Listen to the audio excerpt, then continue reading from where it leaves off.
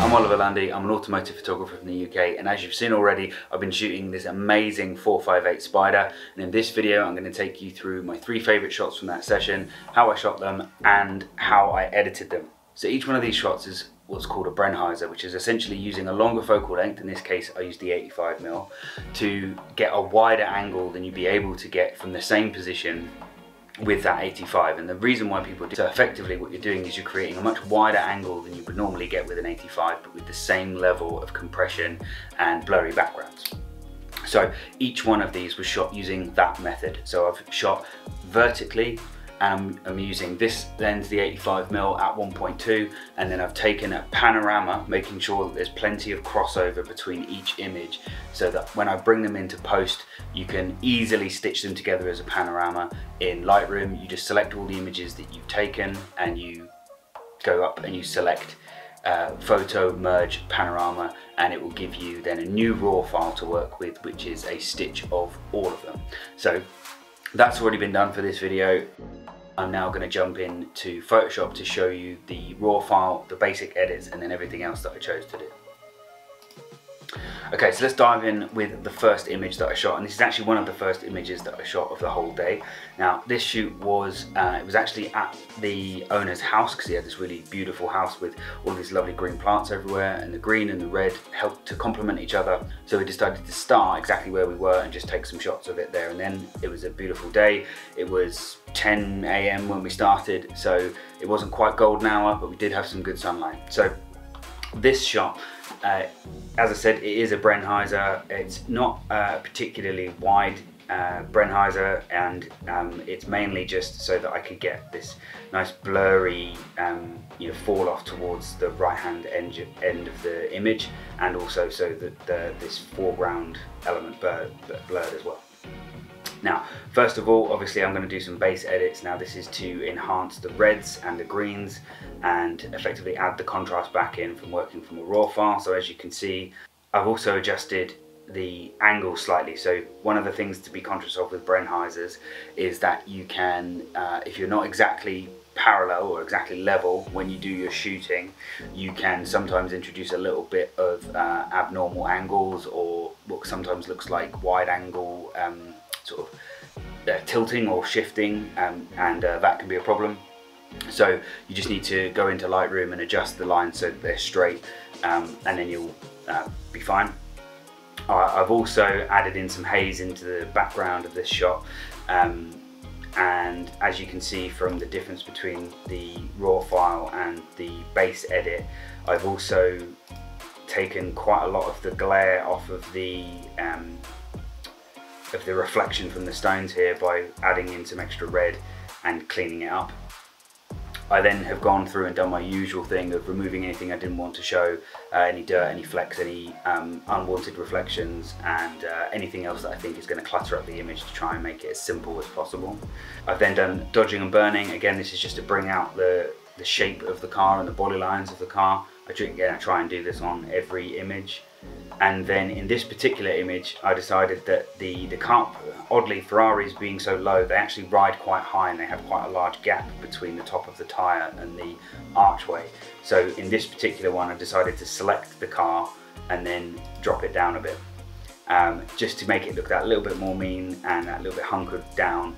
I'm sure all the Ferrari aficionados out there are turning over in their graves, or whatever the expression is, for doing something like this. But then, as you can see in the top here, it's left some sort of evidence of that drop. So I've just clone stamped in some other elements of the photo just to cover that up. And this is the final image.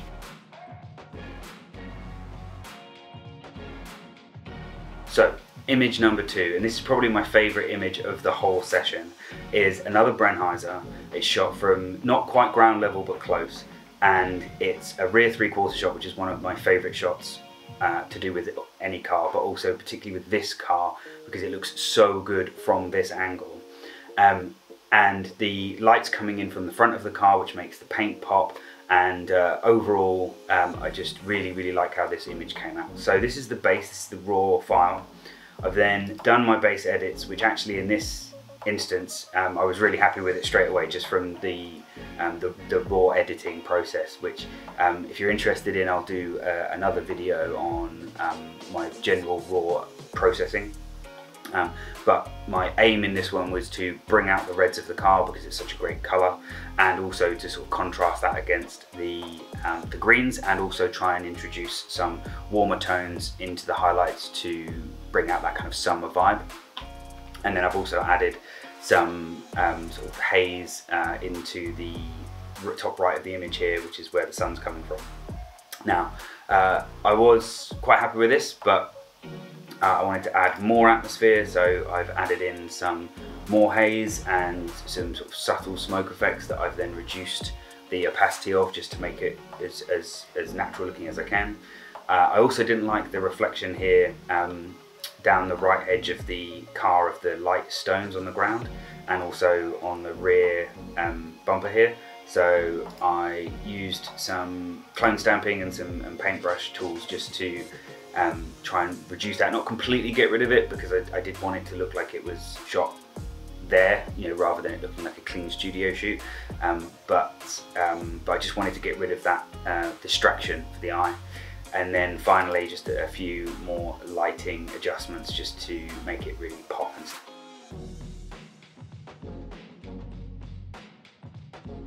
And then finally, this image. Now this is another Brennheiser, as we said before, but this one it's kind of an interesting one. So it's the combination of putting the car at a 45-degree angle, but butting up the rear end of the car as close to the left edge, or the right edge as you're looking at it, of the road, but obviously the left edge as far as the car's facing, and then turning the wheels to the opposite direction.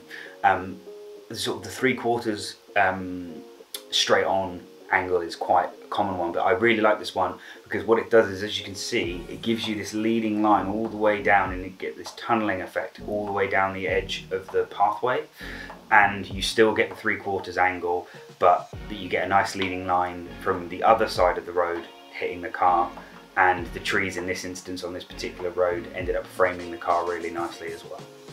Now in this instance, it's slightly later in the day now, and the sun is pretty much overhead, so we headed to a shady road with some trees.